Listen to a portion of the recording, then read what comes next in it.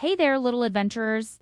I'm your friendly storyteller, Max, and boy oh boy do I have a tale for you today. It's all about friendship, bravery, and a whole lot of sparkle. So grab your favorite stuffed animal, snuggle up in your coziest blanket, and let's dive into the magical world of Everlight.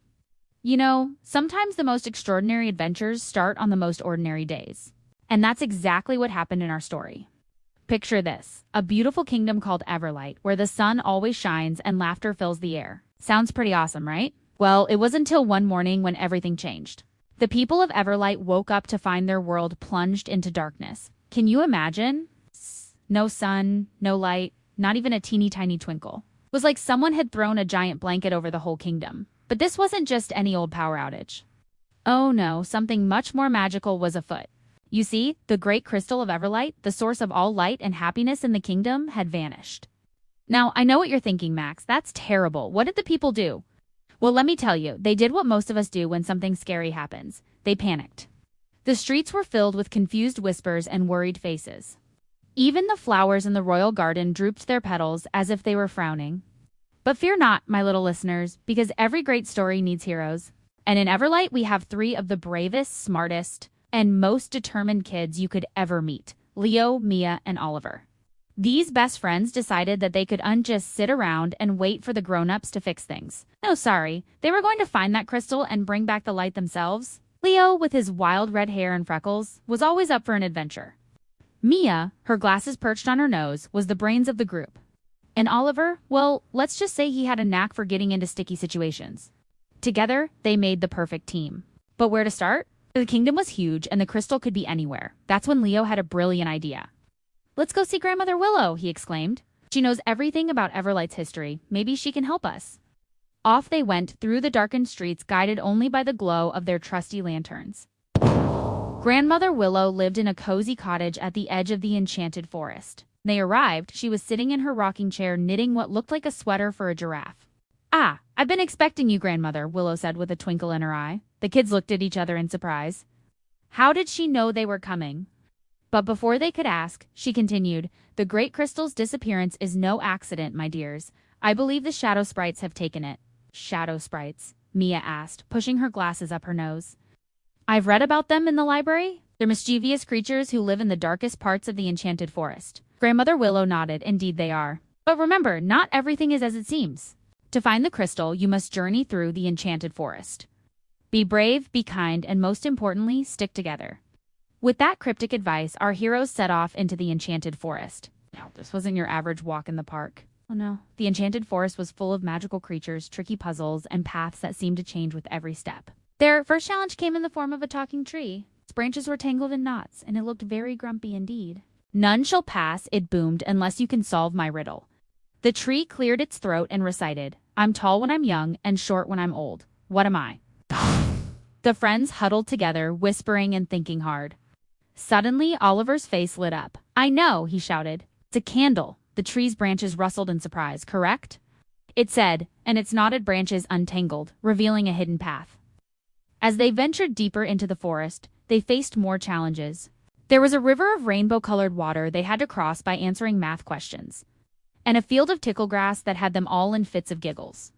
But the trickiest challenge of all was the maze of mirrors. It was a labyrinth made entirely of shiny, reflective surfaces. Everywhere they looked, they saw their own confused faces staring back at them. "We'll never find our way out," Leo groaned, after what felt like hours of wandering, but Mia had an idea. She took out a piece of chalk from her backpack and started marking their path on the mirrors. "Brilliant," Oliver exclaimed. "Now we'll know which ways we've already tried." Thanks to Mia's quick thinking, they made it through the maze in no time. And as they stepped out of the last mirror, they found themselves in front of a dark, gloomy cave. The entrance looked like a giant mouth, ready to swallow them whole. "The dark cavern," Leo whispered. "This must be where the Shadow Sprites live." Gathering all their courage, our heroes entered the cave. It was pitch black inside, but as their eyes adjusted, they began to see faint, flickering shapes darting around them. Shadow Sprites. There, in the center of the cavern, floating in midair, was the great Crystal of Everlight. But something was wrong. Instead of its usual brilliant glow, the crystal looked dim and sad. Suddenly, a voice echoed through the cave. "Who dares enter our domain?" A larger shadow sprite appeared before them, its eyes glowing in the darkness. Leo stepped forward, trying to keep his voice from shaking. "We've come for the great crystal. It belongs to all of Everlight, not just the Shadow Sprites." The sprite hissed, "We need it to survive. Without the crystal, we'll fade away into nothing." That's when Oliver had an idea. He remembered what Grandmother Willow had said about things not always being as they seem. Maybe the Shadow Sprites weren't evil after all. Maybe they were just ... scared. "Wait," Oliver called out. "What if we could find a way for everyone to share the light? The crystal is powerful enough for all of us, isn't it?" The Shadow Sprite paused, considering Oliver's words, "share." "But ... how?" Mia chimed in. "We could create special lanterns that capture some of the crystal's light. That way, you could have light down here in the cavern, and we could have light up in Everlight." The Shadow Sprites huddled together, whispering amongst themselves.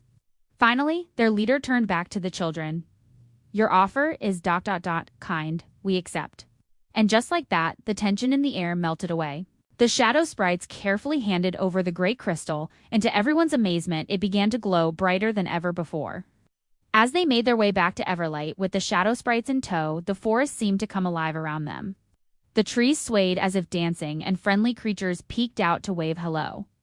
When they reached the kingdom, a cheer went up from the crowd that had gathered. Great Crystal was lifted high, and its light spread across the land, chasing away the darkness. But this time, something was different. The light seemed warmer, more welcoming than ever before.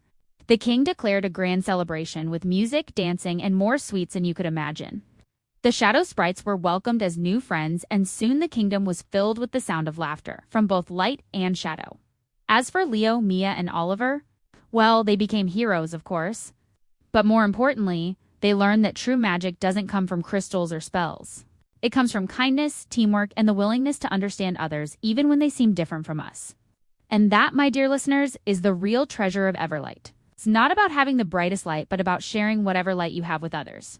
Because when we come together, we can turn even the darkest night into the most beautiful day.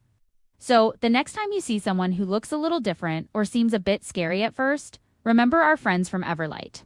A little kindness and understanding can go a long way in making our world a brighter place for everyone. And with that, our tale comes to an end. Remember, every ending is just the beginning of a new adventure. So keep your eyes open, your heart kind, and who knows, maybe you'll find a little bit of Everlight's magic in your own backyard. Sweet dreams, little adventures, and may your world always be filled with light and laughter.